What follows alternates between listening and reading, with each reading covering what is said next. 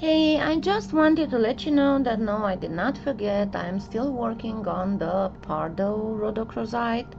As you can see, I have one of the variants already done, and I am working on, because I want to show you three different variants depending on how much you want to work on them and how accurate you want to be.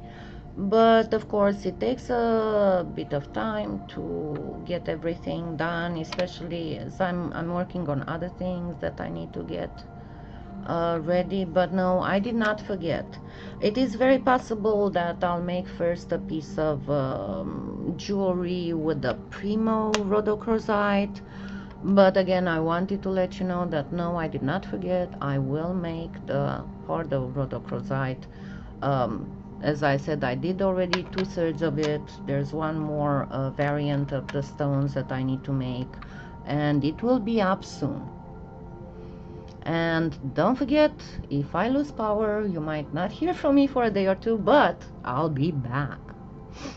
Have a wonderful day.